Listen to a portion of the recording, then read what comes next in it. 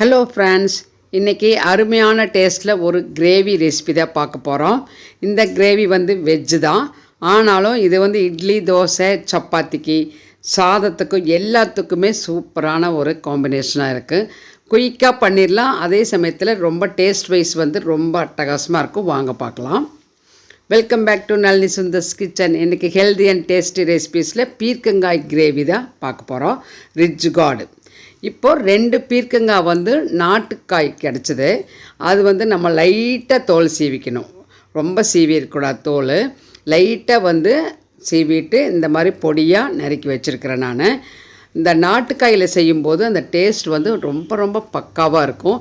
இது கூட இனி ஒரு வெஜிடபிள் சேர்க்க போகிறேன். அது என்னென்னு அப்புறம் சொல்கிறேன் நான். இப்போ அதுக்கு முன்னாடி ஒரு மிக்சர் ஜார் எடுத்துக்கோங்க. அதில் இந்த மாதிரி பெரிய சைஸாக இருக்கக்கூடிய 3 பல் பூண்டு, 1 துண்டு இஞ்சி, 2 பச்சை மிளகா, அரை டீஸ்பூன் சீரகம், ஒரு அரை டீஸ்பூன் மிளகு, ஒரு 5 சின்ன வெங்காயம், அதுக்கப்புறம் பெரிய சைஸ் தக்காளியாக இருந்தால் 1, மீடியம் சைஸாக இருந்தால் 2 தக்காளி சேர்த்துக்கலாம். இதை கூடவே நம்ம புதினா இலைகள் நல்லா ஃப்ரெஷ்ஷாக இருக்கிற மாதிரி ஒரு 10-15 இலை சேர்த்துக்கலாம். அதுக்கப்புறம் வீட்டில் அரைச்ச மல்லித்தூள் 1 டேபிள் ஸ்பூன், அதே மாதிரி மிளகாத்தூளும் 1 டேபிள் ஸ்பூன் சேர்த்திக்கோங்க. இது வீட்டில் அரைச்ச மிளகாத்தூள் தான்.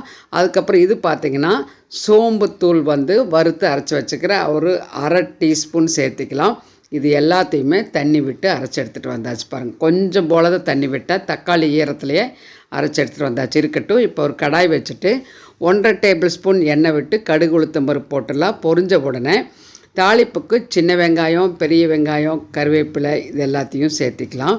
சின்ன வெங்காயம், பெரிய வெங்காயம் கம்பைண்டாக போடும்போது நல்லாயிருக்கும். எந்த டிஷ்ஷாக இருந்தாலுமே தனியாக வேணுனாலும் சின்ன வெங்காயம் மட்டும் போட்டாலும் டேஸ்ட்டு சூப்பராக இருக்கும். இப்போது இது கொஞ்சம் கண்ணாடி பதம் வர வரைக்கும் வதக்கி விட்டுட்டு மஞ்சத்தூள் சேர்த்திக்கலாம். கொஞ்சம் போல் மஞ்சத்தூள் சேர்த்திட்டு திரும்பவும் லைட்டாக மிக்ஸ் பண்ணி விட்டுடலாம். மிக்ஸ் பண்ணி விட்டுட்டு அதுக்கப்புறம் நம்ம மற்றதெல்லாமே சேர்த்திக்கலாம். இப்போ பாருங்கள், வெங்காயம் இந்த அளவுக்கு வதங்கினா போது. இப்போ நம்ம அரைச்சி வச்ச மசாலாவை சேர்த்திக்கலாம். சேர்த்து வதக்கணும். ஏன்னா நம்ம பச்சையாக தான் சேர்த்தணும் அரைக்கிறதுக்கு.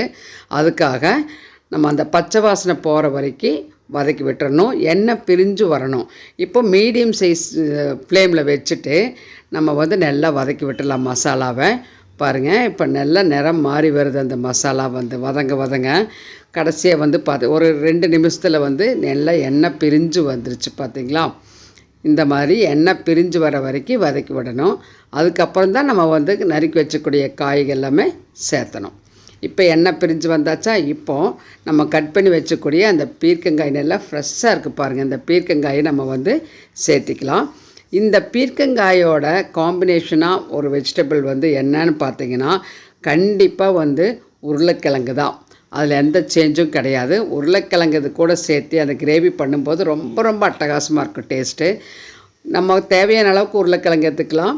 இப்போ 2 பீர்க்கங்காய் ஒரு மீடியம் சைஸ் எடுத்துருக்கிறேன். அதனால் 2 உருளைக்கிழங்கு எடுத்து நல்லா கழுவிட்டு தோலோடவே பொடிப்பொடியாக நறுக்கி நான் சேர்த்திட்டு அந்த மசாலாவோட நல்லா மிக்ஸ் பண்ணி விட்டுடலாம்.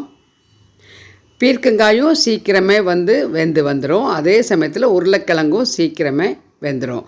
அதனால் இந்த 2 வெஜிடபிள் காம்பினேஷன் ரொம்ப அட்டகாசமாக இருக்கும் டேஸ்ட்டும். இப்போ லிட்டு போட்டு விட்டுலாம், தண்ணி எதுவும் சேர்த்தாமல் ஒரு 2 நிமிஷம் கழித்து பார்க்குறோம். பாருங்கள், அந்த பீர்க்கங்காயிலேருந்து நல்லா தண்ணி விட்டு வந்திருக்கா. அந்த தண்ணி விட்டு வரும்போது பீர்க்கங்காய் ஆகட்டும் உருளைக்கிழங்கு ரெண்டுமே நல்லா குக்காய் வந்துடும். இருந்தாலும் கடைசியாக நம்ம கொஞ்சம் போல் தண்ணி சேர்த்திக்குவோம் இல்லைங்களா?